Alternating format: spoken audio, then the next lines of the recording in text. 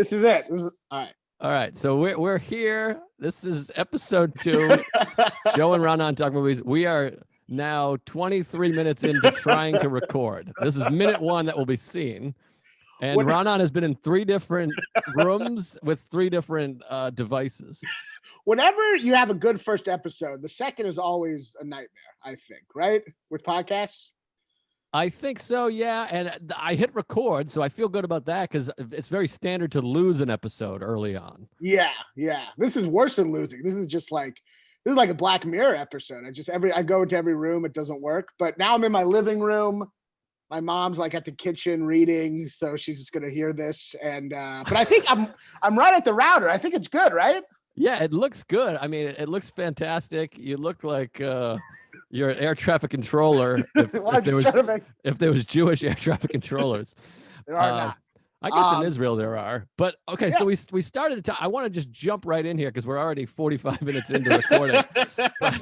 It'd be funny if you just kept on saying like, "All right, let's jump right." You just keep on repeating that as it keeps on fucking up for like an hour. It's like Dog Day Afternoon, which I don't even want to. I assume is one of your favorite movies. I hope you like it. Love it. Okay, one of the great movies of all time. Glad we can agree. But I love the running gag of he just keeps saying moving right along. He's like, we're moving along, and he never goes anywhere, of course. Let's jump right in. Yeah.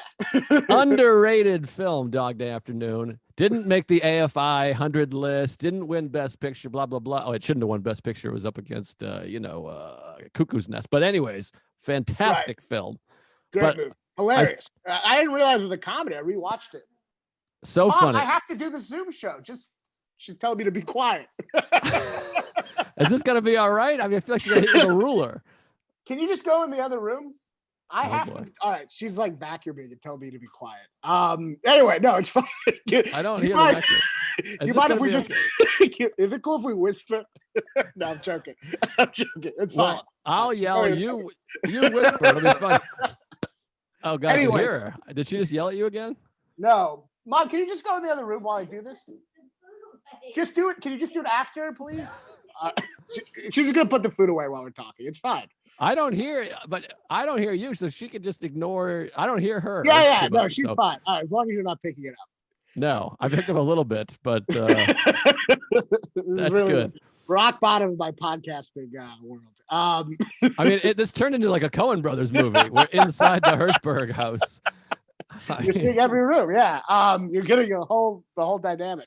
Okay, so great movie, but this is what I want to talk about for a moment, and then we're going to go into Boston movies, which was your idea. I just rewatched Mystic River, but I wanted to ask about, because I just got this book delivered to my house by Christopher McCandless's sister. This is called The Wild Truth, and I read, it's like a sister book, no pun intended, to Into the Wild by John Krakauer, my favorite writer, fantastic author.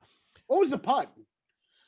Oh, she is Christopher McCandless's sister. Oh, she is. And then I said it's a sister book. Oh, I see. Sorry. To Into the Wild. But so Into the Wild, we started talking about this, and I kind of agree with what you were saying. But the book Into the Wild by John Krakauer is like phenomenal. It's probably my favorite book ever. But the movie, talk about how you feel about the movie a little bit. Well, it's a douchey movie because, well, I never read the book, but in the movie he's like all emo, and then he doesn't tell his parents he's leaving. So he has his parents think he's dead, which seems kind of mean. Like he could just say, I'm going to Alaska. And then he goes there and he dies quickly because he's a moron. And like he just doesn't like other people have lived in the wild in Alaska and have done fine. It's really just an homage to an idiot. And then he died on the bus because he didn't research what to eat. And then they had to move the bus because people were paying homage to him and dying on their way to the bus. Like they drown in the river on the way to the bus, which is the ultimate homage in a way, being an idiot and dying on the way to your pilgrimage. So I just think he's an asshole. Yeah. Okay. So that's why I wanted to talk about it a little bit, because you should read the book. Well, I don't like to be the guy that's like, you should read the book. You should do whatever you want to do. No, I love him. I'll read the book. I like that writer. The book is phenomenal, but what's great about the book and the big difference between the book and the movie is John Krakauer addresses exactly this, that he's a bit of a dipshit. Like the movie is all heroic. He's this hero who's searching for truth, which is true. He was the guy who was rebelling and searching for some truth and a better way to be, blah, blah, blah. But also, he was like a 22-year-old Nimrod with extreme hubris who just didn't do the proper research. And the book details all of those things. So it talks about him being, Sean Penn is like just took it very seriously and just made it like completely a humorless ode to this guy's an idiot. But so the book admits that he's a moron. Yeah, and I enjoyed the movie to some degree. I like the soundtrack. I'm an Eddie Vedder fan. I got the poster. You obviously hate him, but that's fair. Liberty. I think it's bad when a song has the theme of the movie in the lyrics and they're just like playing. So you're just watching Emil Hirsch and you're just hearing Eddie Vedder going, "Freedom in Alaska." First of all, you've done 3 lyrics that aren't true. They never says liberty, never says freedom. And I'm free out here. This is interesting because this is your big thing, is the movies that hammer the theme across. Now, the topic we're going to talk about is Boston-based movies, which there's 5 of them that I can think of. Oh God, your mother's driving you crazy. I can see it. Mom, can you just go in the other room, please? I just hear it the whole time. I'll just do it later, please. All right. Yeah. Can you hear it? She's like, I can only hear it when you're talking to her, and then she gets louder. I didn't hear anything before. It's like a nightmare I've had, just doing a thing with Joe List with my mom in the kitchen.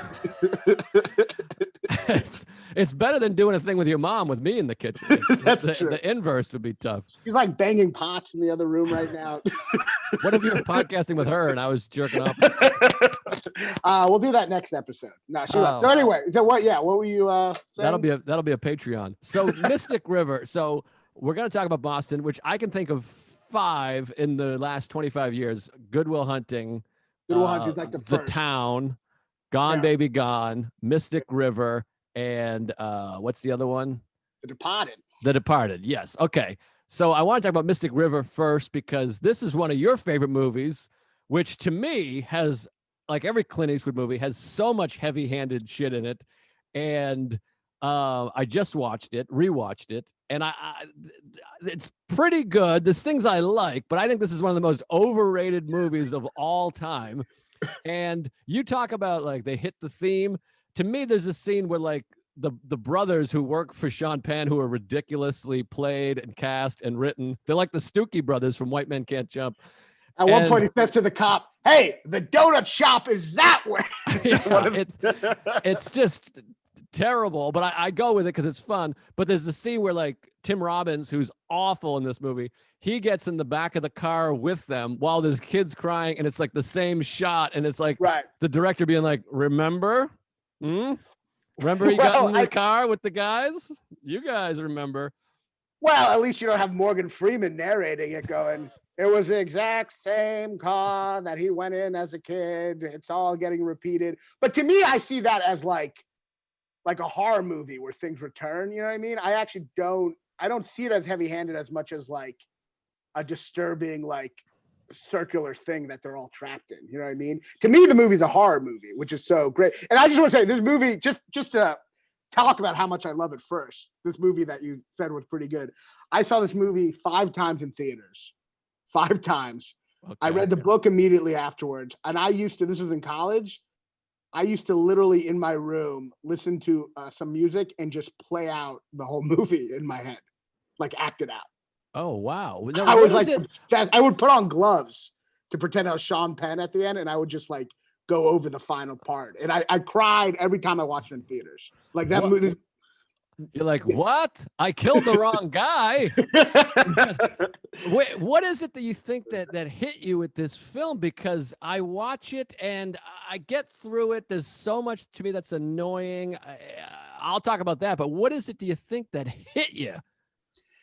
I do admit the dialogue is very like theatrical and everyone's very, very poetic. It's melodramatic. Yes. It's poetic. Like when Kevin Bacon sees the daughter, he goes like, with the dead daughter, he's just like, what am I supposed to say to the father? God had a marker and it's time to collect, which is like a good line. Like in real life, the person next to you will be like, did you just have that line in your back pocket? Like that's a pretty good line.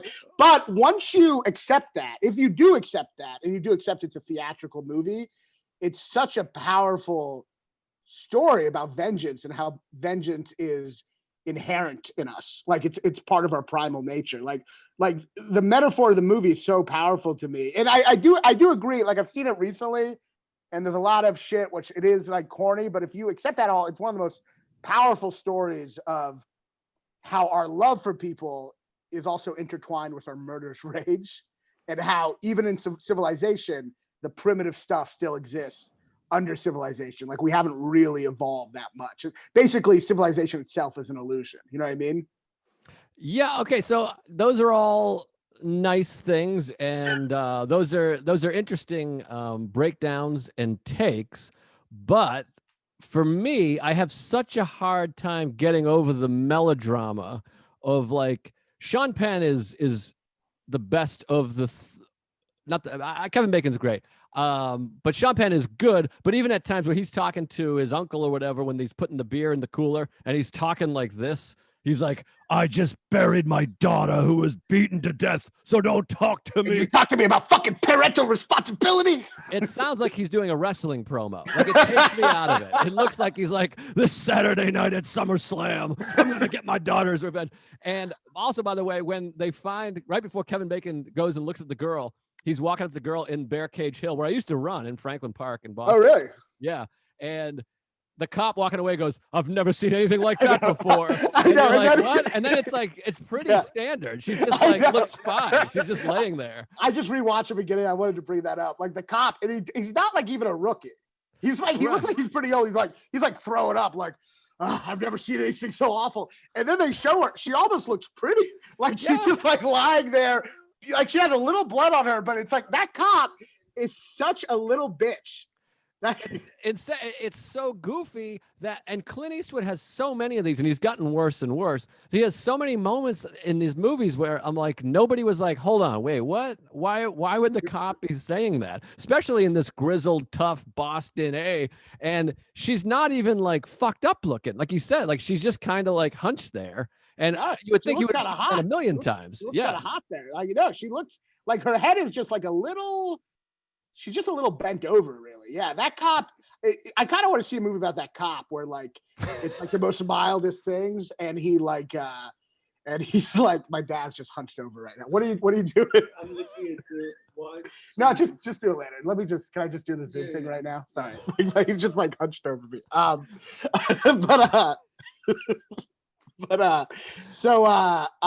no, it'd be funny to watch this cop just like I've never seen anything so bad. It's just like a kid with a broken arm or something. He's just like throwing up on the side.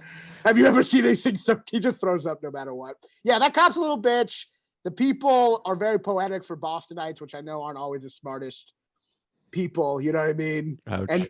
And no one's racist, and I get that. But if you buy into it, don't you think the beginning, like as an if you look at it as like an opera, don't you think the first 30 minutes are just some of the most powerful shit ever? Like, I mean, him in the confirmation, capturing the sense of his premonition that his daughter is murdered is so powerful to me. And seeing him in the church and then seeing Tim Robbins, you don't know what's happening. It's just so much. It just seems like an opera. It's just so powerful, that opening 30 minutes. Yeah, maybe it's a good opera, just not a great movie. No, there's things. Great ballet. I mean, there's a few. First of all, like I said, just to go through some of the little dialogue at the beginning where they're playing hockey, like no one can ever get like kid dialogue great. It's like the sewer. All right, hey, let's go.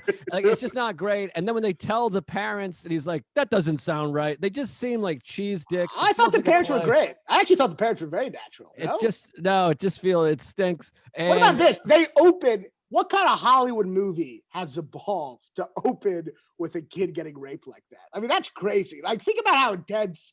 No other movie in 5 minutes is a kid getting raped.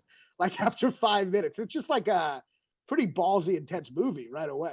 Yeah, it's good. But the execution to me is not great. Like when he's running in the woods and it's like spinny camera, like it feels like a Sam Raimi movie. It's like it's not different than Evil Dead 2, which I happen to love. Well, like I said, I do think it's a horror movie.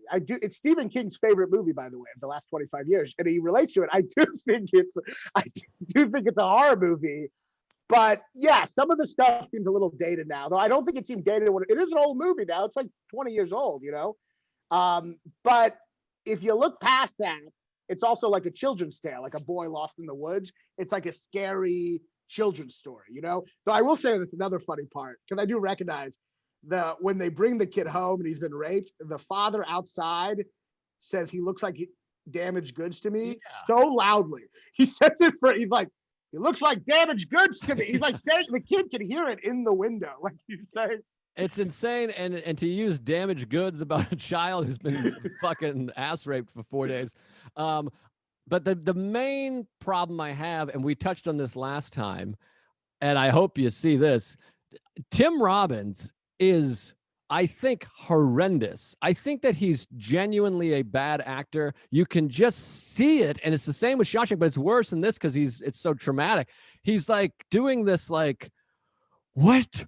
Oh God! And he seems like he's kind of retarded. Like it seems insane he does go full retard a little in this movie. It's over the top. Also, Larry Fishburne is not great. That is Larry. What are you friends with him? Your whole pal? I've never heard anyone call him Larry. It's Lawrence. No, he goes by Larry. I've happened to see him. Lair, Fish, Lair. No, it's you know, I was talking to. He's a little bit of the cool black guy. It's like a little bit of that 90s. He's like, you dig it, man, you know? And he tries to do a Boston accent a couple times. Also, just written wise, Tim Robbins' character is not a great suspect. Like when he brings him in and he's like on him, he's like, when Lawrence Fishburne's like, he's the guy, we pulled him in. Like there's not really that much there. And then he does, I hate this, he does the classic, like your dad was just doing. He's like leaning over like, in his face.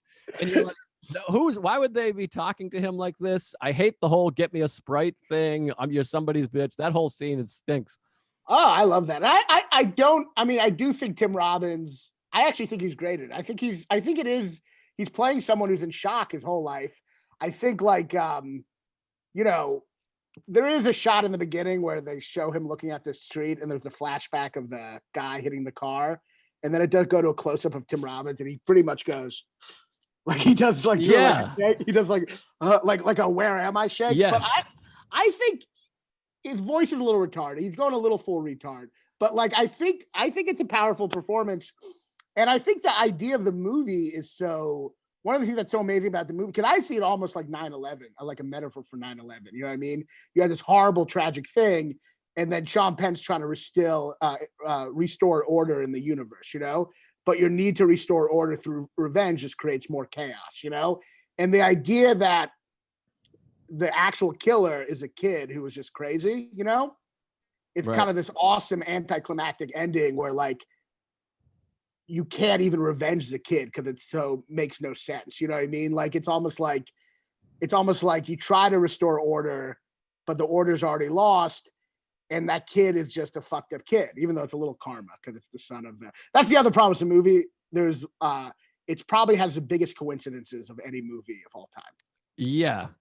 Like it's a little bit neat. I mean, it's a play, basically. Like you said, an opera, a play. It's a little bit convenient at times. Well, it's more than convenient. I mean, like if you look at all the coincidences, Sean Penn killed a guy when his wife was sick. He killed a guy, and then that guy's son, for no connection, used that same gun to kill Sean Penn's daughter but it wasn't even a revenge. It was just a coincidence. And at the same time, Sean Penn's friend from school happened on that very same night to murder someone else and be the suspect. And his other friend just happened to be the police officer on the case. Exactly. It's all a bit convenient. And also, I would have liked it better if Tim Robbins had just killed some bum trying to mug him instead of a pedophile. Like, we bring it all back. It happened to be a pedophile and he's a wolf. And why wouldn't he have that been his story? Why would it be that he made up, it was some guy tried to mug me, I might have killed him? If he did kill a guy wouldn't it have been a better story? Been like, yeah, I saw a guy fucking a kid and I killed him. Definitely in Boston, right? They just parade him around the city, probably, right? I mean, seriously, like, it doesn't make any sense that he would lie about that. It just is Well, like, yeah.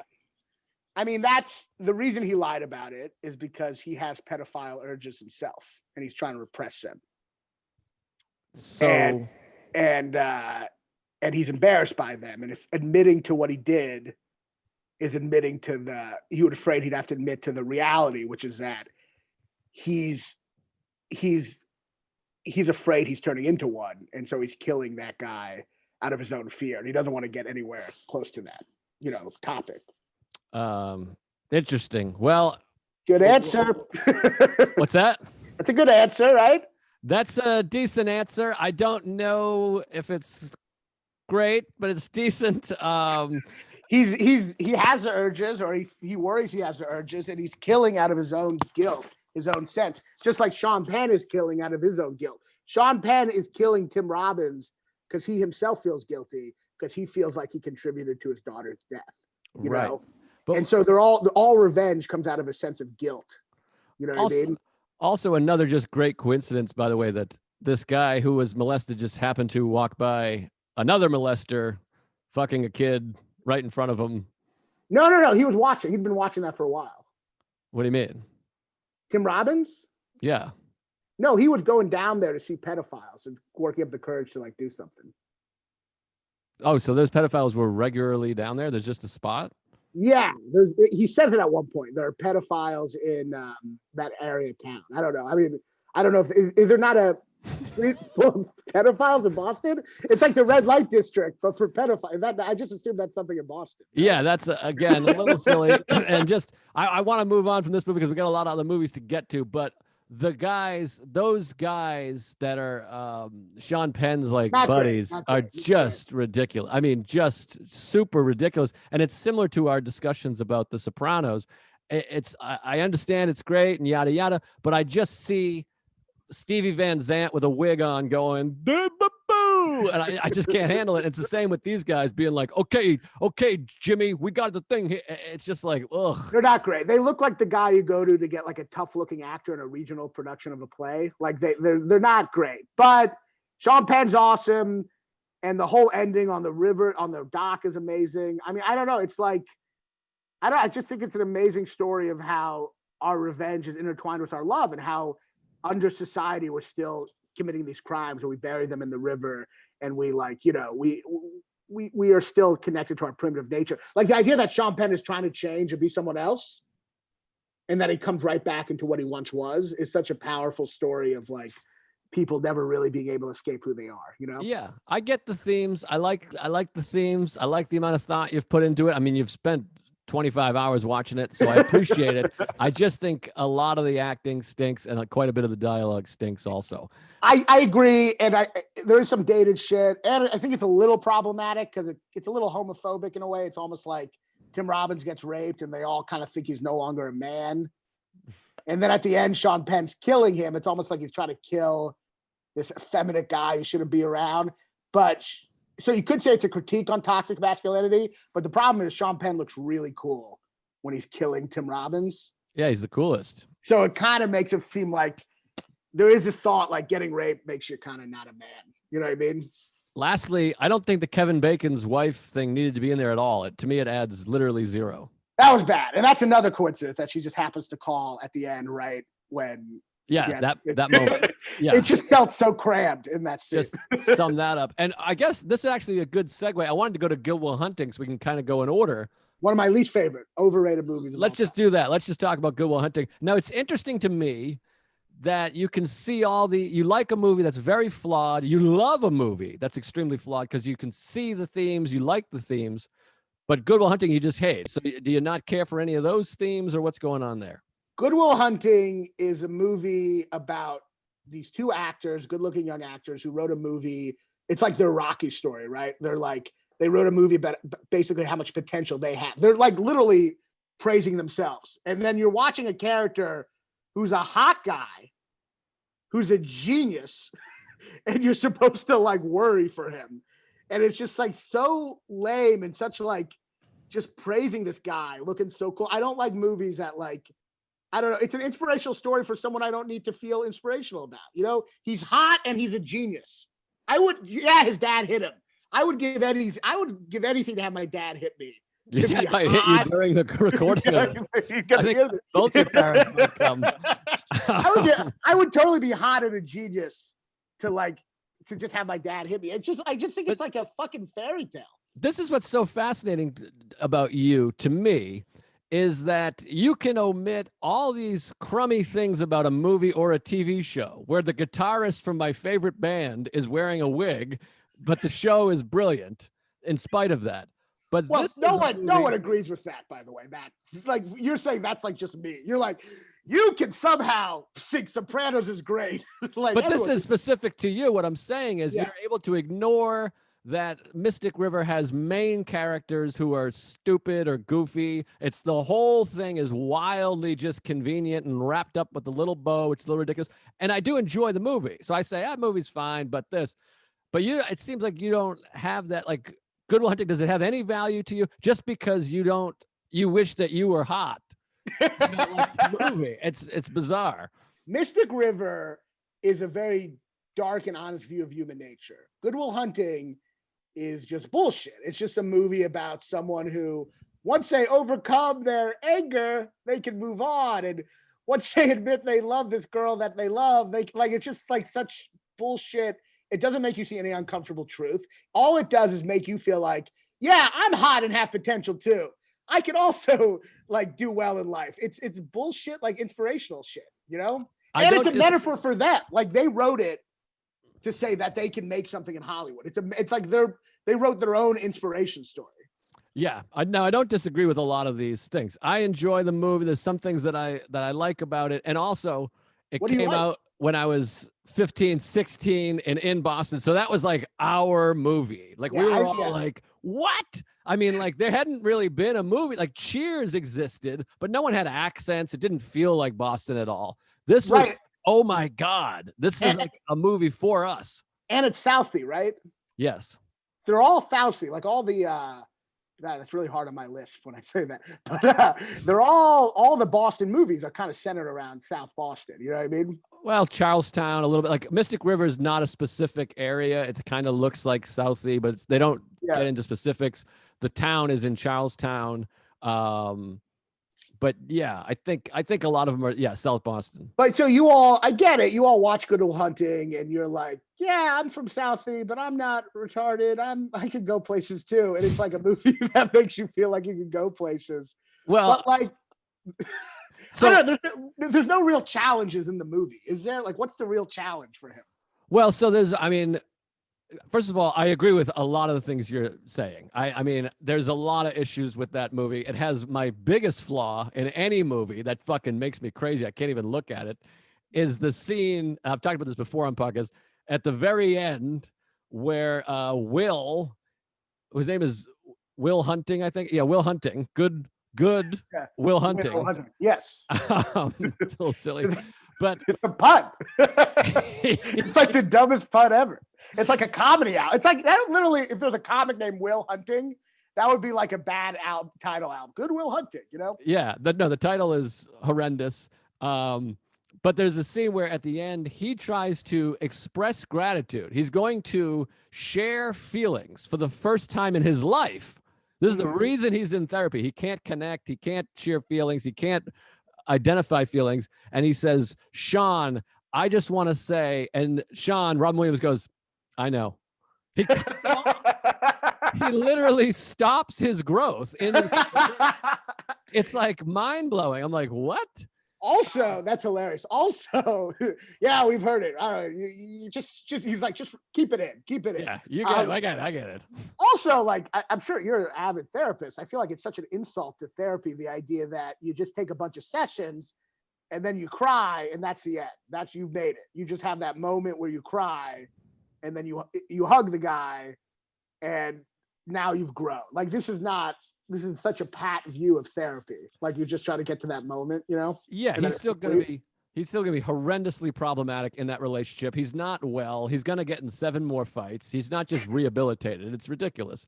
It's so like, what is the point? Like, you're watching the movie. So he's a genius. He's hot.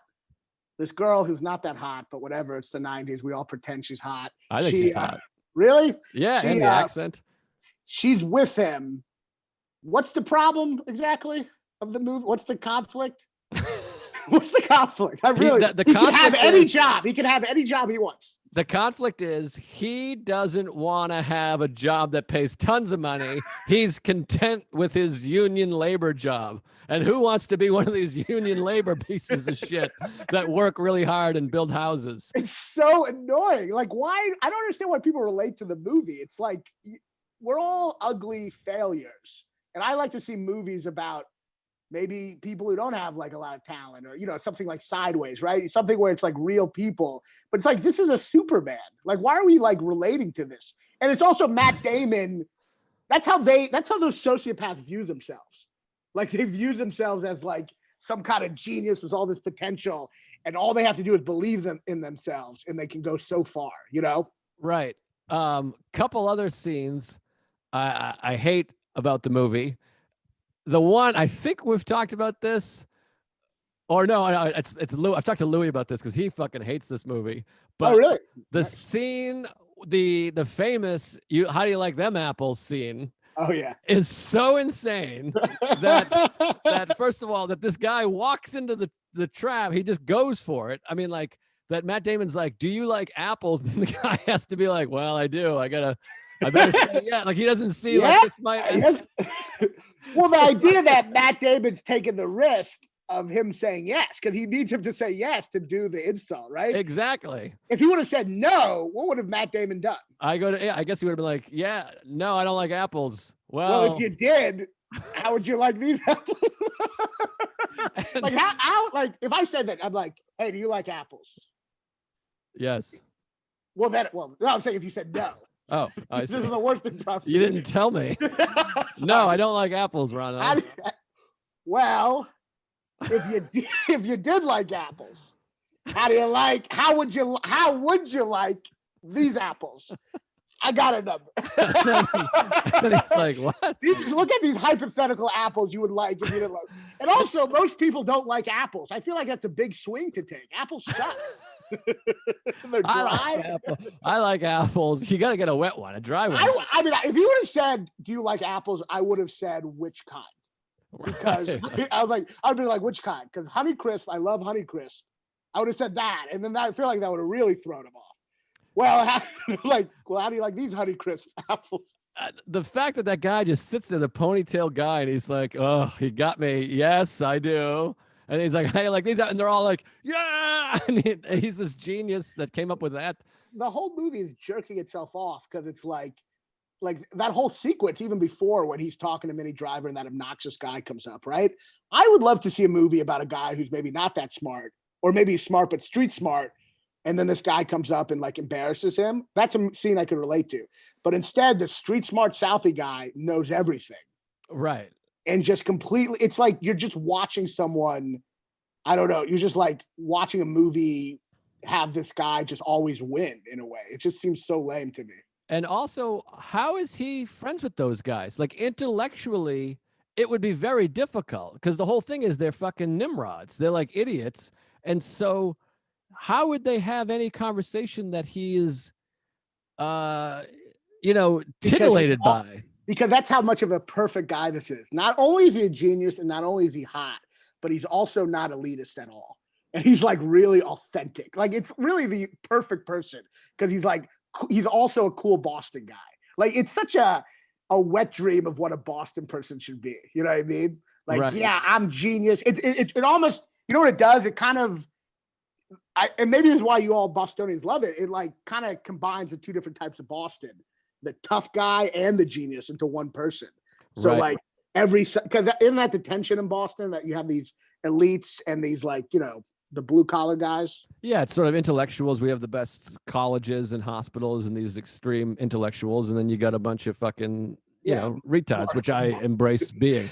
But then you see this movie and you're like, yeah, I'm a genius. Like it combines the two. It's a wish fulfillment. Totally. And then another scene that I can't stand that I've never liked is when Affleck is like, I tried to do a bit about this years ago. I did do a bit about this when I first started, where Ben Affleck says, tomorrow I'm going to wake up and I'm going to be 50. And I'm like, really? That should be the movie. I want another movie about this guy who ages 35 years overnight. I mean, that's interesting. There's a better pitch in the movie for a much better movie. Yeah. But well, sorry. Oh, so just also that whole scene, he's like, every morning, the highlight of my day, I wake up, I hope you're going to be gone. And that's actually quite mean to say. He should say, hey, man, I think you should fucking try to go get a gig and get a nice job and get out of Southie because it would make me happy and then I could come visit you. He's like, I just you disappear someday without saying goodbye. It's mean, and it's also like, who thinks like that? Whoever, if I have a friend who's like way more talented than me, I want him to fail. I want him to like, I'm like jealous. The highlight of my life would not be him leaving my piece of shit existence. Who is so like, who thinks like that? That's the whole point of the movie. The whole movie is so self-absorbed, you know? Right. Everyone's so wise. Yeah. What do you like about the movie? I feel like you failed to mention that. What I like about the movie, I mean, I guess, first of all, there is a thing of like, I loved it in high school, so it brings me back. It's for sure. Retrospective. Yeah. I got one more issue with the movie. By the way, this is not one of my favorite movies of all time. It's just a movie. It comes on, I'll watch it. There's scenes that I cringe, and there's things I like about it. But another scene that I've always hated that was, probably the most famous scene or sequence is the 75 World Series and Sean, I just slid my ticket and said, I got to go see about a girl. That has never happened, would never happen. It's insane. So you just saw a woman you're attracted to.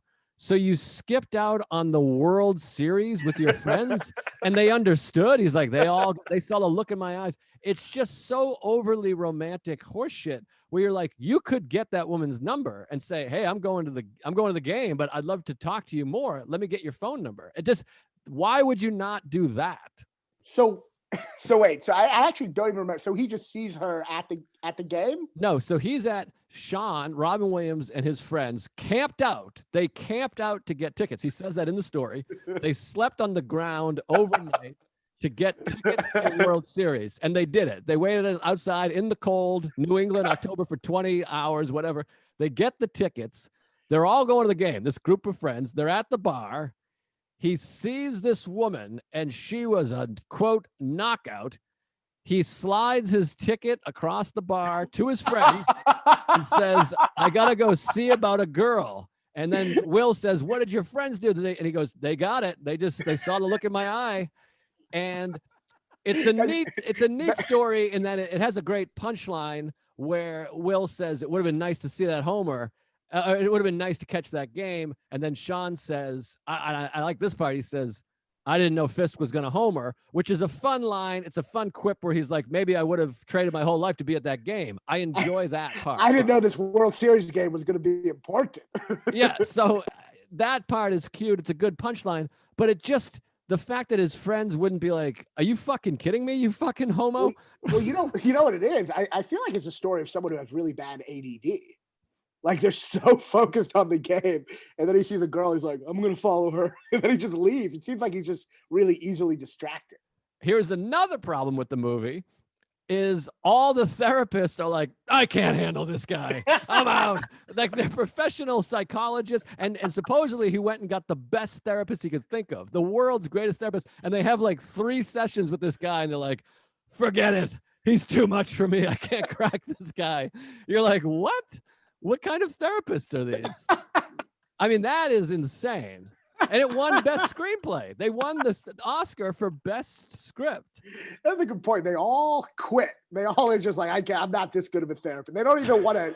They don't even want to try. They don't even want to. They just admit failure so quickly. And one of them is because Will calls him gay. Like it's genius written by people that aren't geniuses. Like it's a mediocre mind trying to write for a genius. So they're like, oh, what would a genius do with a therapist? He would call the therapist gay, and then the therapist wouldn't be able to handle that, so he'd quit.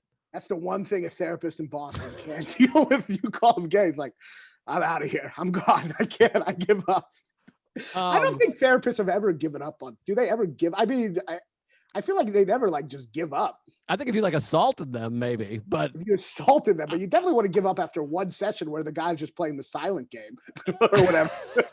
it's ridiculous. And then who can crack them?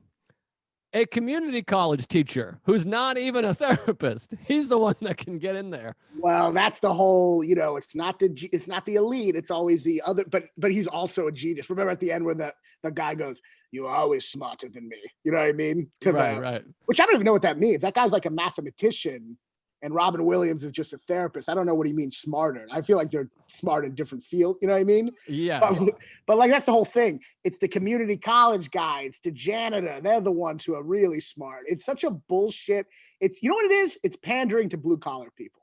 Yes, you were pandered to. It's a little silly, but I guess what I do like about it, I like, there's another error. I can't get to what I like about it because I keep finding more errors. There's also just a technical error. The very, very last scene where he reads the note, he leaves him the note and he reads it incorrectly the way it's written. It's hard to explain. He says, hey, if anyone calls from the thing, tell them, sorry, I got to go see about a girl. But the sorry and I got to see about the girl are actually written on the same page. It should read differently.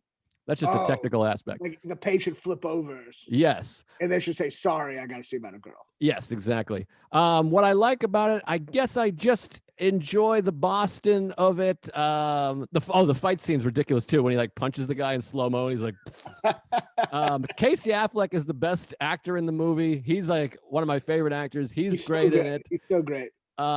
It's really sweet when they buy him the car. I find it really touching. I like the idea of loyalty to these friends. Minnie Driver, I think, is sexy and fun. Really? And I really do. And I like Robin Williams as before. I enjoy seeing it, but it's certainly, I understand everything you're saying. I second that. And it's just some movies you see at a time in your life that I'm like, hey, Good Will Hunting's on. I'll watch that again. That's fun. People loved it when it came out. They fucking loved it. But I think it is like, I think people like pandering story, but what I guess so this is a genre kind of like Rocky. Like Rocky was Stallone was this actor no one respected, right? And then he made a movie and the whole point of the movie is showing that Stallone has, he does have a lot that people don't see, right? Tell me you don't like Rocky. I'm not crazy about it, but I will say that this, at least in Rocky, he makes him retarded. So it's like, even though it's a movie where he's inspiring himself, like the writer, at least he shows him as an idiot. This is such a jerk off to the people who wrote it. They're just jerking each other off, Right. Well, Rocky, which is one of the great movies of all time, first of all, is based in truth. I mean, it's about a real guy that really did go the distance with Ali, and he was a garbage white guy. So it was possible. The Rocky 2 through fucking 9 or whatever it is are dog shit. I mean, those are like horrible movies. But the first one is incredible in just about every way a movie can be incredible. I'm not crazy about inspirational stories. That's why I love Mystic River. It's about how people don't change and humanity sucks. But that's my story. But Rocky's not an inspiration. It's a movie that happens to inspire. It's not like the Mighty Ducks or some sort of Disney movie where they like stand up and cheer. It's a character study about a really sad group of people. And this guy he loses the fight. I mean, he's a guy that's able to pull up everything he has just once to do okay, and just to prove that he's not just another bum from the neighborhood, which he is. I mean, that's what's so great about Rocky. He is a bum from the neighborhood, but on this one night, he's able to sustain a beating enough to lose to a guy, but in a commendable fashion. Yeah, I mean, it's still amazing how far he goes, isn't it? I mean, I don't know much about boxing, but isn't that kind of way beyond the odds? It's pretty amazing, but to me, it's a thing of he was capable of those things, but he just never tried. He didn't give it the effort because he was sad and had nothing to live for. And he said, hey, I'm going to try to do this. I don't hate it. I'm just not crazy about, I still think it's an inspirational story. And I will say what Pauline Kael, the film critic, said about it. She said that Sylvester Stallone bragged that he wrote the screenplay in 3 weeks, and you can tell. I think there's beautiful dialogue. I mean, like the scene where he's in bed with Adrian and he talks about how all he wants to do is prove that he's not another bum from the neighborhood. There's not a scene in any movie that I relate to more than that. I mean, like, I sobbed watching that because I watched it like right after I did Letterman, and that's how I felt about doing a late night set. I made the honor roll once. To me, it's just tremendous, and it's also just a beautiful, touching set. The music is amazing, and the cinematography is great in this dark, sad world they've created. I mean, to me, Rocky should be right up your alley. I mean, this is about a fucking loser. I love $1 Million Baby. That's what I love, where no matter what, where just tragedy strikes at the end. You know what I mean? I don't know. I think I get what you're saying. I mean, you come from a blue collar background, and like these movies, I guess like it's inspirational. I guess but for me, and maybe this is just me being a dick, but I'm like, I like it, but it's also a movie where the whole point of the movie is for Sylvester Stallone to say, "Look at me, Hollywood, I'm important," and that's the whole theme of Good Will Hunting too. It's Matt Damon and Ben Affleck. They're writing movies about how they would do great things if only they believed in themselves. And I think that's a little obnoxious to write a movie from that perspective. But it's interesting that you're factoring in like a personal thing. You're not criticizing the piece of art. You're criticizing the intention of the artist who's creating it, which I guess see it seeping in. I suppose so. I understand. But to me, whatever, I'm watching the film and they're presenting the story, and I'm just taking the story for what it is or what it's worth. I'm not going, well, Sylvester Stallone wrote this because he wanted to say this thing. I mean, it's hard not to when you have an actor like writing themselves in a movie because they can't get like parts, and the movie is about them playing themselves, where they're like, if I just believed in myself, I could make something of myself, and they're pursuing Hollywood. You know, I mean, he did, as did Rocky, as did Matt Damon and Ben Affleck. So they did. It is accurate, but I guess there's a part of me that I don't know. I guess there's part of me that thinks inspirational stories are kind of like, I don't know. I guess I'm not. You know, I'm a dark guy. I'm not as moved by inspirational stories. I'm moved by the opposite of inspiration. I cry at the end of Mystic River because I think of people, how we think we can change, but really deep down we're the same piece of shit. That's what moves me, because I think that's more honest truth. While the whole idea of like believing in yourself and then you'll go far is, I think, a little vapid. And but I will say Rocky is much better than Good Will Hunting, which is so arrogant that not only does it say that, but it makes the guy look so fucking cool and perfect. At least in Rocky, there's some self-deprecation to go with the yeah, he's a bum.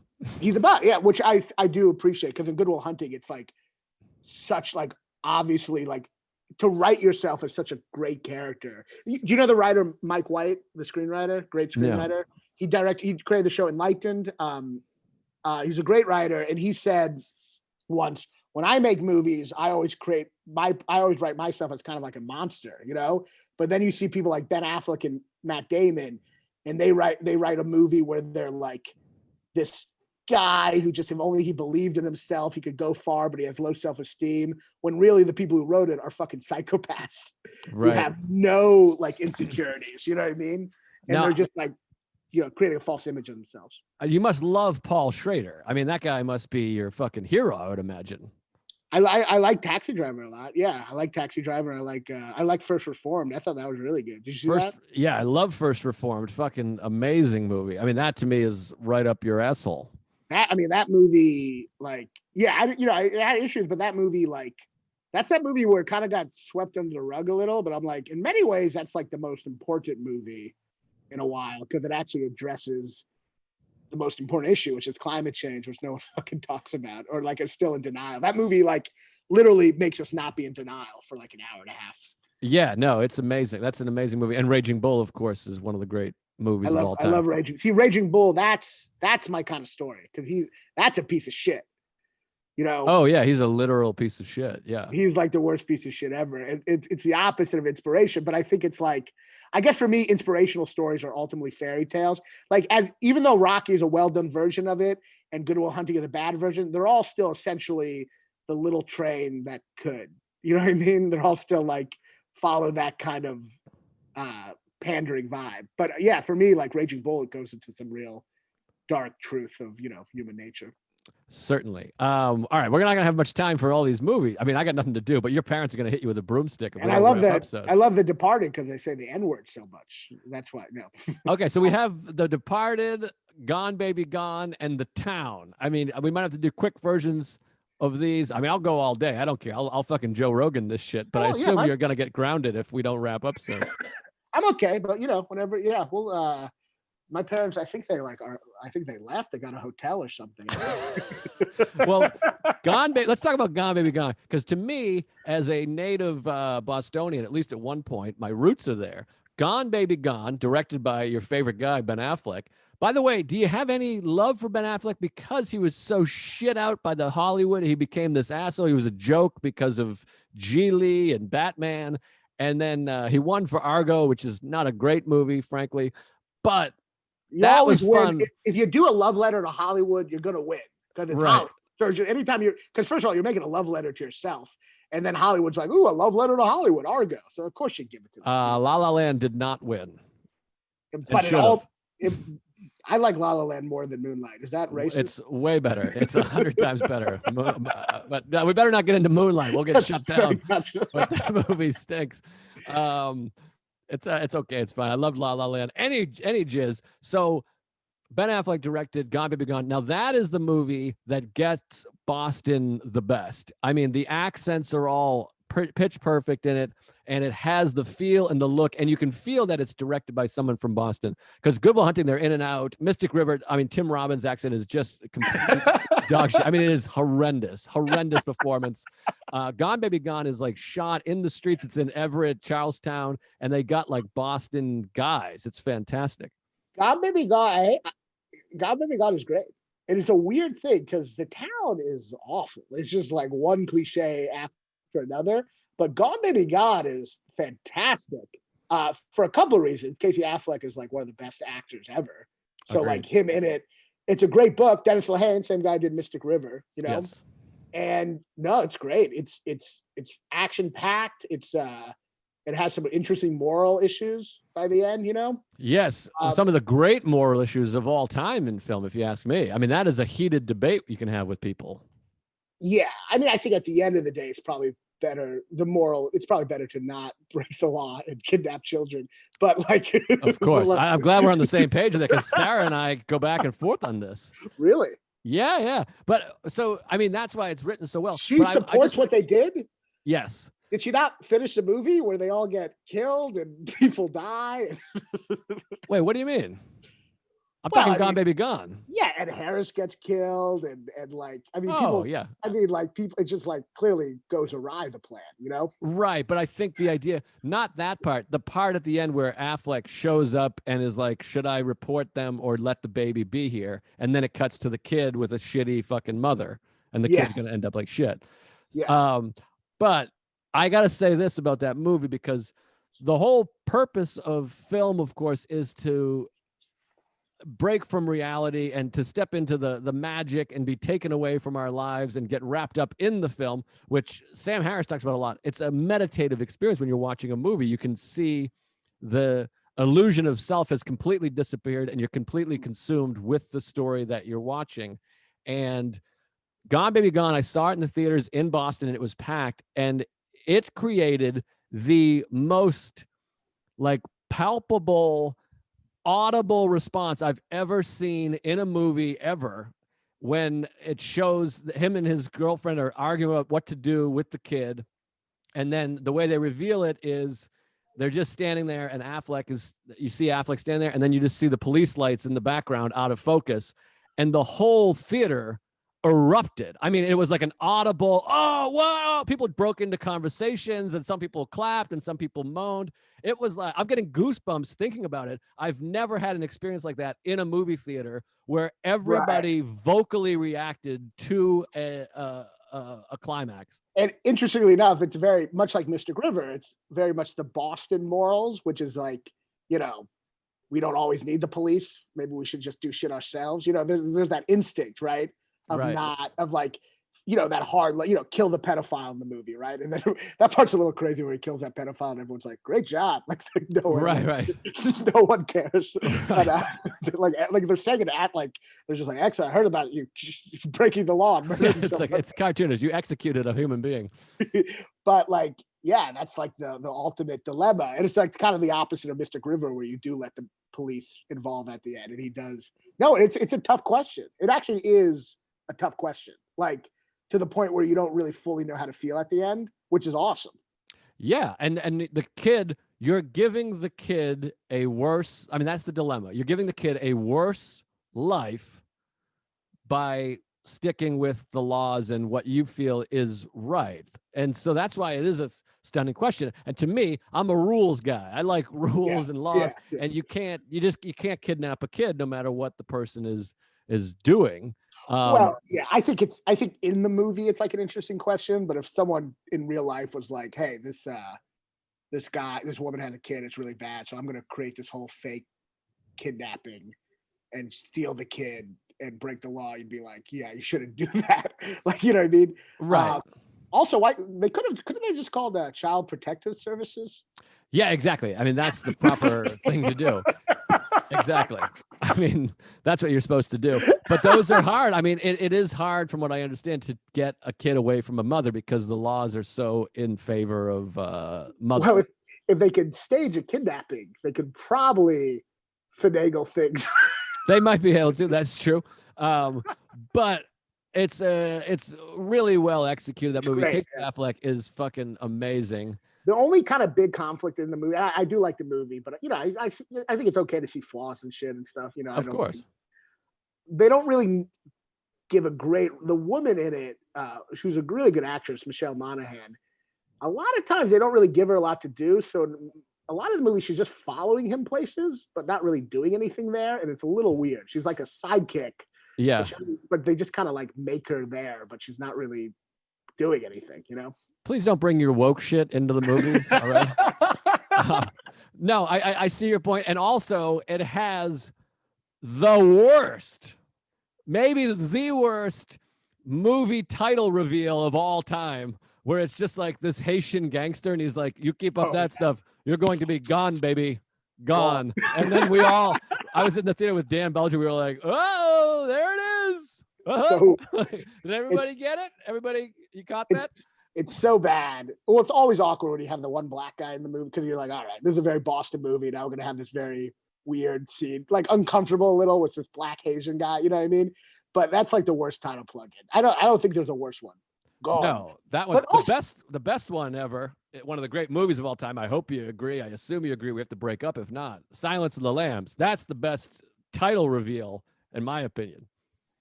I don't think they even say it, right? He doesn't say. That's what's so great. He goes, do you believe that the lambs will stop screaming? And you're still here. Yeah, no, that's great. It's one of the best titles ever. I'm very fascinated by Silence of the Lambs, because that movie won Best Picture, and it's the weirdest, most perverted movie to win Best Picture. Like it's swept. It won everything. That and Cuckoo's Nest. The idea of a movie about a guy who uses women's skin to make suits, the fact that won all these dignified awards is so funny to me. It's just such a bizarre thing. And it came out in February. It got delayed. It was supposed to come out for Christmas the year before. It got delayed and came out in February and still won all the Oscars, which is incredibly rare. Yeah, but we've talked, I always think the thing, I mean, there's a little sidetrack, but we've talked about how in Silence of the Lambs, we both had that bit about Hannibal Lecter, but the other thing in Silence of the Lambs, like in the beginning, she goes into that institution place, which when you watch now is, boy, does that look just like a haunted, like jail. It's like it's not really a very, but she goes in there and Hannibal Lecter has a glass cage. And then as she's walking by, Miggs throws semen at her through the bars of his cage. And you're like, they should give Miggs the glass cage. Yeah. Because he's throwing semen. Good point. Yeah. Well, they didn't know. Maybe it was his first time whipping semen at somebody. I guess part of me thinks he's probably done that before. I feel like once it seemed like it wasn't his first time. I don't know. Well, I have to say, though, there probably is not a lot of young, attractive women walking through the hallways there. Yeah, that's mostly true. Barney. He's probably not whipping cum at Barney. I I think he would probably. If you're going to whip, I feel like once you're whipping cum at people, you're not going to be that selective. Well, it's hard to produce cum for Barney. He's a fat, whatever. Back off about someone else you throw it at. I'm just saying, if you have to give someone a glass cage and it's between the semen throwing guy and the guy who's just going to talk to you. But he doesn't just talk to people. He also bites people's faces off. I mean, he's very violent, but he's the only cannibal who eats people like in real time. Like usually you cook them first. He seems to like really just bite people raw. He'll do that, I think, because out of necessity, but normally he would cook them with fava beans and a nice Chianti. But great film. That's for another day. We could do Jonathan Demme flicks or whatever. But so Gone Baby Gone, we enjoy very much. Let's talk about The Town we alluded to. And that movie, I think there's some good stuff in that movie. There's some fun, but that's the least best of all the Boston movies to me. That movie, it looked like they just put a bunch of tropes into a computer and then just like that's all. It has like every trope. It has the classic trope, the villain always having the most gentle front. So in this, he works at a flowers shop. Right, just like pruning flowers. Like kill that guy. And he's like pruning a rose. But he like the people in those movies always care about the front. Like they always like he's very concerned about the flower shop. Right. I'll say this about the movie. They execute that opening bank robbery scene is great. When he goes through all the things, he's this, and he's about to get robbed. I mean, that's pretty great. Jeremy Renner does an amazing Boston accent. If you want to see Jeremy Renner be great as a Boston, watch the episode of Louis where he goes and buys his kid gets caught smoking the weed. That's my favorite. That's my favorite Louis episode, I think. Mine too. It's my favorite thing that Louis ever done, and he's done a lot of wonderful things. It's really good. It's a two-parter, Into the Woods, I think. Two-parter, right? And I'll give you a little fun background about it, some inside baseball. Oh, yeah. The teacher, the guy that plays the teacher, who's fantastic, was cast. It was literally Philip Seymour Hoffman was cast to play that. Oh, wow. And he died at that same time. And then Louis sent it to Tom Hanks, who read it and was really interested in wanted to do it, but he had a schedule. You forget now because Louis has been canceled for so long. Everyone wanted to work with that Tom Hanks was interested in being in the show. I mean, that is wild to me, seeing where Louis is. Now he's in a fucking car with us going to a gig in Royersford. But waiting under the rain. It was supposed to be Hoffman. It almost was Tom Hanks. It ended up being that no-name guy who was like fantastic. That guy's amazing in it. But Renner is also unbelievable. Yeah, but maybe his Boston accent's good in The Town. I don't know. I'm sure to me it sounds like Mystic River is like how other people from like Minnesota watch Fargo or something. Like it's probably just really outlandish. But that character in The Town is just like the fucking wild card, the hot wire. That's such a cliche. Like, it is. It's just so stupid. And when he kisses the guns before he like goes out in a blaze of glory. Yeah, that and when they go to beat up the guys that were heckling his girlfriend or whatever, it doesn't make any sense. And then they just beat them so hardcore. It's a little goofy. And then the end, it turns like full action. It turns into like 80s action movie. Like they're climbing the green monster and like they're swinging off the fucking the lights of the stadium. He's like sliding down the foul pole with a machine gun. It's like really bad.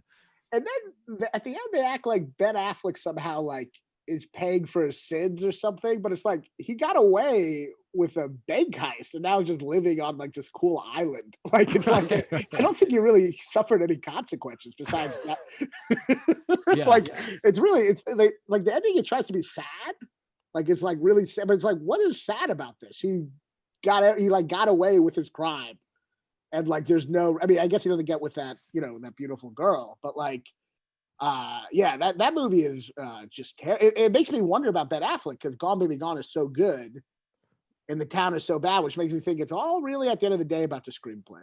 Yeah, it's about a little bit of luck. And then finally, let's get into a little bit. I mean, I'll let you go here, but The Departed, I think we might have even touched on it last time a little bit, but how do you feel? Where are you at on The Departed?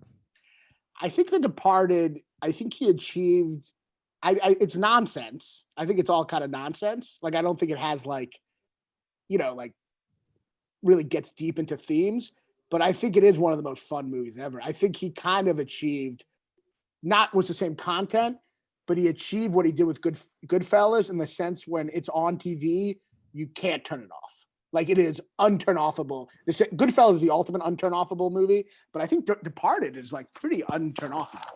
Wolf of Wall Street is like that also, and so is Casino, if you ask me. I mean, yeah. But Departed is so fun. By the way, unturn-offable is another term for good.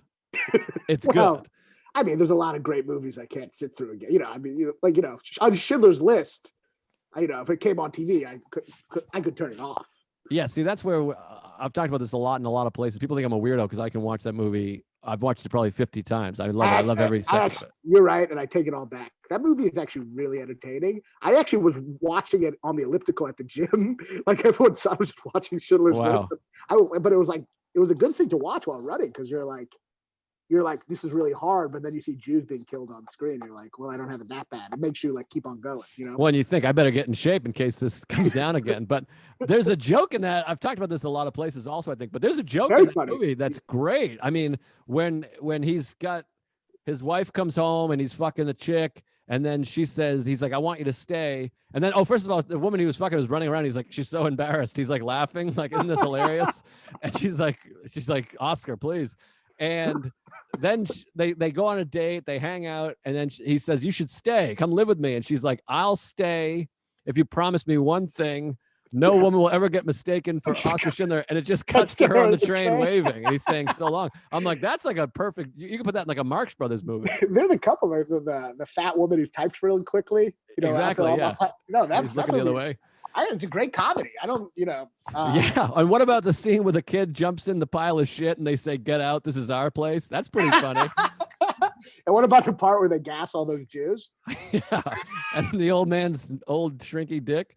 You know what I was thinking about? I was thinking about like, I'm like a naturally chubby person, right? Yes, correct. I don't think I could be skinny, right? I couldn't be like you, right? I couldn't, I wouldn't like.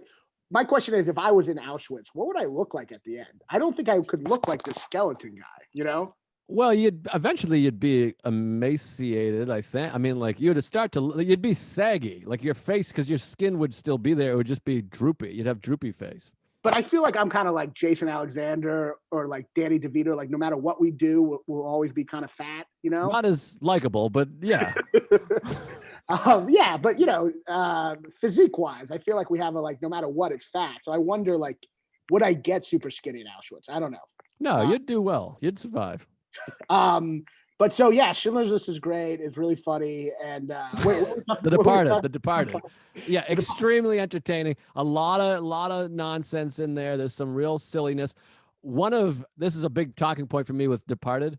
One of the most unnecessary subplots ever is the woman that Ben Affleck having not Ben Affleck, Matt Damon having the affair with the woman. Completely unnecessary. It feels like a Hollywood note, and I've been saying this for years, and then I found out the original Korean movie does not have it, and I've never felt more vindicated in my entire life. That's how unwoke you are. You're like, there's one woman with the smallest part, and you're like, get her out of there. Well, because I'm against all these things that's just for PC. Like it's just them sitting going, we got to have it. You have to have a woman in there to have a thing. It's just unnecessary. It's completely unnecessary. And that scene where they're listening to like a live version of Pink Floyd and they're kind of making love, they don't need it in there. I actually thought it worked because it's like you see his ability to be vulnerable and Matt Damon's ability to like, he won't talk about anything. I think you kind of need her. Isn't she part of the plot too? I guess they reveal it through her. He sends her the CD. I guess she's kind of part of the plot in that he sends her the thing. But the affair part, she has to be in there as the therapist. Right. The part, I said Damon. It's DiCaprio that has the affair type of thing with her. It's just... first of all, it doesn't even. She's also a bad therapist. He yells at her for not giving him drugs, and then she just gives him drugs after he yells at her. And her accent stinks also. And also, it doesn't seem like she should keep moving forward with him. She seems like she has it pretty well together, and she's smart and she's a therapist, but she keeps staying with this guy who's a complete fucking asshole in every respect. Matt Damon, yeah. That is the part that's like. That's the thing about Hollywood movies. A lot of times people are fucking people just because they're hot, but they don't really have a connection in the movie. You know what I mean? Like, there's no connection between them. Yes, that's one of my personal what do you call that? Pet peeves in movies where there's these grand love stories, but they never really depict them falling in love or being in love or having fun together. I think the connection is always just that they're both hot. Yes, exactly. And that's the chemistry, because Matt Damon doesn't he's like, they don't really, I guess he kind of had fun in the beginning with her, but then it's like very it seems like very, yeah, she's like a therapist, but she's very bad at her own, but maybe that's her character, Right. But it's a great movie. I've read the script, and I think people don't give, I guess the script won an Oscar, but the script is hilarious. Like, it's not just improvised. It's like a really witty script, but Jack Nicholson is fucking hysterical in that movie. I just think he's so funny in that movie. It's so wow. There's some fun. Get your period yet? Yeah, there's some fun and funny. And that was another movie I saw in a packed theater in Boston and had a big when DiCaprio gets shot at the end. Everyone reacted to that. That was like shocking. And it was fun I saw it twice, and it was fun to see it a second time, knowing what was about to happen with everyone reacting in the theater. Which goes back to our the Boston theme of in Boston, the moral of, do you take the crime into your own hands, Mm-hmm. And of course, in Mystic River, it is this critique of taking the crime into your own hands. And then in Gone Baby Gone, it's showing making the moral upright decision. And then The Departed is just blissfully fuck Leonardo DiCaprio. Fuck Matt Damon. I'll kill him at the end. Mark Wahlberg. It'll be like a deserved revenge. But that movie is very blissfully homophobic and racist and witty. It's kind of like every bad part about Boston and every good part, but it's all done in a very fun manner. Very fun movie, good movie. Wahlberg is hilarious. They probably say the N-word too much in it, or they say way too much. But I feel like Wahlberg does not care about getting fired in that movie. Oh, you mean like the character? Yeah, I feel like he just shoots out the N-word in office meetings. Yeah, he's having a good time. It's a great place to live. Oh fuck, I had a point. It was gonna make me think of another movie. I wanted to wrap up, but I had a fucking point about. Wait, what were you saying before you got woke again? Shit, what was it? Affleck, the script. The stage of the screenplay is hilarious. Jack was great. Oh, the period part. He tells that girl at the beginning. Fuck me. I had a great big point about the movie that I was gonna make, and then wrap it all up. We'll get this. I said, did you get your period again? I was saying the Jack Nicholson thing, and then I said, wait. I said Mark Wahlberg. It's blissful. Oh, Mystic River. I talked about Mystic River, crime, Gone Baby Gone. Oh, wait, hold on. That was what it was. Crime, taking crime into your own hands. Oh, this is what it was. I wanted to talk about this. The movie The Drop. Did you see that one, the Tom Hardy? Because that was supposed to be another Boston movie. That was another Dennis Lehane. Yeah. That took place in Boston, but they felt like there was too many Boston crime dramas, so they switched it to Brooklyn. Oh, I didn't know. Oh, yeah. I guess I thought that movie was really good too. Really good. Tom Hardy was amazing, but that's similar sort of themes and the same kind of thing where the cop finds him and he kind of knows he killed him, but he can't prove it. And Tom Hardy's amazing in that movie, but that should have been essentially another Boston movie. Yeah, it's also Dennis Lehane. Dennis Lehane's whole thing is the gray area of taking the law into your own hands and not. But yeah, no, it also, The Drop is also a cool movie because he seems like such an idiot at the beginning, and then you perceive him in a very different manner by the end. Exactly, which is what I love. I think for me, I'm not as crazy about characters having an arc. I like more of the audience having an arc when they see the character in a different light than they saw him in the beginning. I think that's what's interesting to me. But yeah, the Departed fun. That rap party at the end is great. People, the idea that people don't like that, they don't get that the movie is a comedy. The big rat on the balcony at the end. Yeah. It's a funny movie and it's a good over the top ending. I don't see why people hated that so much. Yeah, I'm kind of fine with it. Whatever. I don't give a shit. It's a very big rat. It's kind of really big, it's bigger than any rat ever. And it's a really, really nice apartment too. It seems weird that there's a giant apartment on the third floor of a luxury apartment has a rat in it. But. Giant rat climbed all the way up. Yeah, but it's a great movie, and Baldwin is hilarious, and you never really know if Baldwin's they kind of suggest he might be involved, but you never really know. Yeah, it's interesting. He's just kind of a comic relief type of guy, but he's fantastic. I think Alec Baldwin's the funniest person of all time. Yeah, he's pretty amazing. His Comedians in Cars There's two of them. The first one is as funny as I've ever seen a person. Everyone should go watch it right. If anyone is still listening to this, by the way, there's got to be 11 people that made it this far. Who is watching us for an hour and 20 minutes? I cannot even imagine that anybody's reached this part. Please tweet at both of us if you've reached this moment. I look at the analytics on my YouTube, and it's just a fucking ski slope straight down. I mean, the average person watched the first one for 13 minutes. Oh, really? Oh, wait. Oh, yeah. I thought for a second, I thought you were telling me this was live. Like, but this is not live, right? No, but it's gonna go out. Like, I don't know how to Right. edit, so this is the show. The average person watched it for 13 minutes. The first one, yeah. Yeah. Don't YouTube analytics is the worst thing. It's worse than comments, because comments you're like, this guy's a troll. What does he know? The analytics is like, hey, dude, people can take 11 minutes of you and Raanan talking.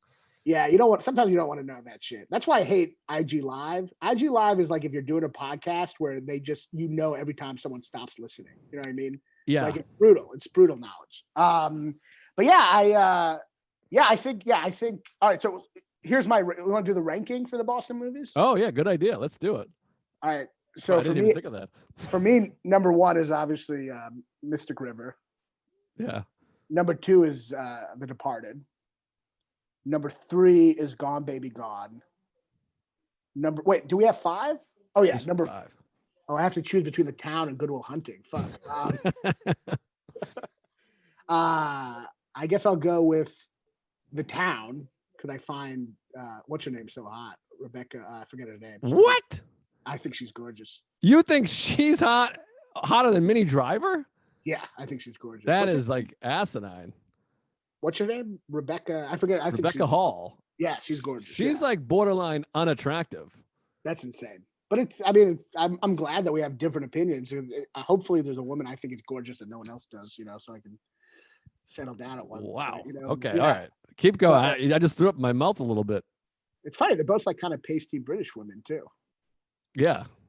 The way you feel about Rebecca Hall is how I feel about when you Rebecca Hall's like gangly. She's like long. She looks like fucking olive oil. That's what I like. Oof. Then you must love me. and I'm like, Minnie Driver is short and stocky, and she has a big face. So funny. We just say ourselves. We're just admitting how we're attracted to each other. I'm sorry, I'm joking. That's a mean thing to say about Minnie Driver. But she does have like it's like a moon of a face. But anyway, so The Town is 4, and then because they have that Ray LaMontagne song at the end that I really like, even though the song I think it's called Jolene, which is a little arrogant to like write a song called Jolene. One of my favorite songs ever, by the way.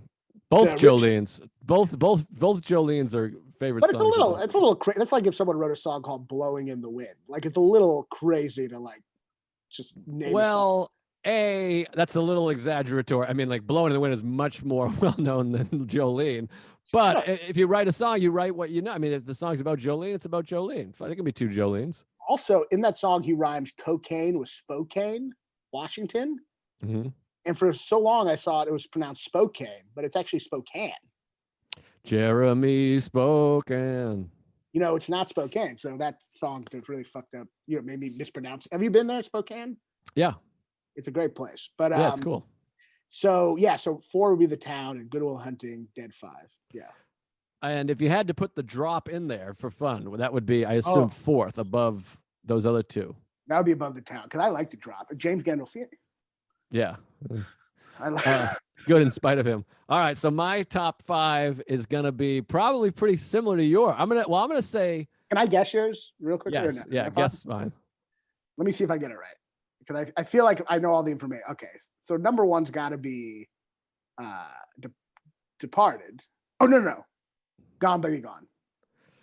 See, that's tricky. I'm going to say, if I'm being perfectly honest, I got to say The Departed because I've watched it 50 times and Gone Baby Gone I've watched probably 4 times. So, I mean, I'd like to be the guy that's like Gone Baby Gone's better. But ultimately, if we're saying favorite, The Departed is going to be number 1.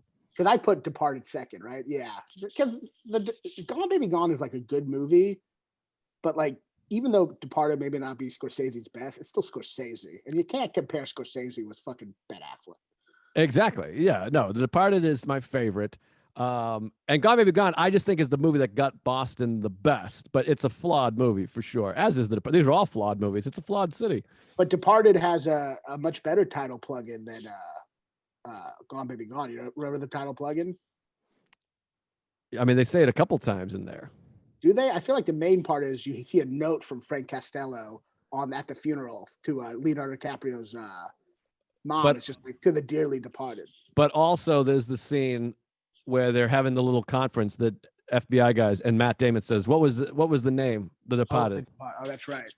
That movie is so. One of the things that's also really funny about that movie is sometimes they'll flash back to violence that's so unnecessary. Like you didn't need to show it. Like when Jack Nicholson's like, sometimes people try to tell us what to do, and this is what happens to them, and it just shows him like just shooting two people. Oh yeah. Or the part where they like kill. It's just so gratuitous. I love it. Yeah, and all right. So yeah, well, I don't want to keep going, but it's okay. So what else? What else? Oh, I'm What's trying the to next guess? Oh, so Departed's 1, and then Gone Baby Gone's obviously 2. Yes. And then, oh boy, where do you hate Mystic River? Fuck. I feel like you probably feel the need to be contentious to me. Well, I don't feel the need. I mean, I'm just being honest. I like Good Will Hunting better than I like Mystic River. Yeah, that might be one of the worst opinions in film history. Well, it's a more popular opinion, I think. Well, maybe not. I mean, Mystic River got a lot of Academy Award yada yadas, but Mystic again, River, if we're talking favorite rewatchability, Mystic River, Good Will Hunting does not bug me as much. I watch it and I'm like, that's a little silly and that doesn't really make sense, but whatever. Mystic River, I'm like, I'm like rolling my eyes. I don't know. I do admit Mystic River has problems, and I just loved it so much when I watched it in college, and now seeing it is, I do admit there's problems, but you just described exactly how I feel about Good Will Hunting. I know, except Good Will Hunting is so stupid, and like Mystic River still has like a lot of great ideas in it, and I mean Sean Penn's still great in it, like. Still amazing performance. And Marcia Gay Harden is amazing. She's the best performance in the movie, I thought. Yeah, and in Good Will Hunting, Casey Affleck is the best performance, and he's in it for like 2 scenes. So like, I agree. And the other buddy that's in Dazed and Confused is great. Oh yeah, yeah. No, but Mystic River is like, yeah, that's great. But so yeah, you're putting Good Will Hunting, and then I guess you'd put. Then I'll go Mystic River. Then you'll go Mystic River, and then the town. The town, yeah. The town, and at the end of yours. Yeah. What I put at the end of mine? Good Will Hunting. Yeah. Oh yeah. So wow, our Good Will Hunting really differ because your Good Will Hunting is like 3rd, right? Yeah. So it's 2 spots up. Yeah, the big difference. Yeah, and our Mystic River is really. My Mystic River 1, and yours is 3rd. Yeah, but I guess we agree with everything besides Mystic River and Good Will Hunting. Yeah, and Mystic River, I don't disagree with you. I agree with everything you're saying about Mystic River, except the parts that we agree on that stink are more important to me. The parts that annoy you are more. Yeah, like Tim Robbins' goofiness and retardation, and the Stookie brothers are just too much for me. So like the things that you at least see what I'm talking about. That helps me. Because sometimes like 3 Billboards, I think is like, I don't want to start a whole other podcast, but like Sarah and I watched it and we were like, this is the worst movie I've ever seen ever. And there are people that think it's great. And there are, we found people that see it, but some people are like, that movie's amazing. And I'm like, I don't even like, I think it's the actual worst movie I've ever seen. Yeah, I mean, I guess it's kind of entertaining, but it makes no sense at any moment, and it's really bad. Yeah, I hate that. That movie's really stupid, and so many people love it. But what I'm interested in, a lot of times, is why do people love something bad?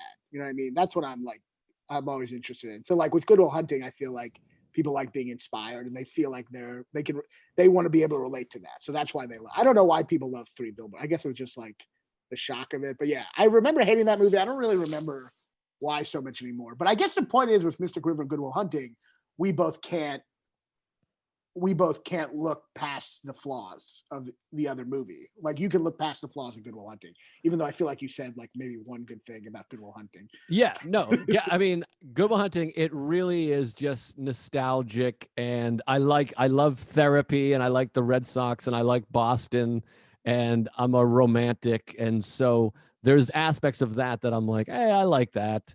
And I think that's what's interesting is that so you are attached to Good Will Hunting because you saw it as a kid. Yeah, and I'm attached a teenager. I'm attached to Mystic River I saw in college.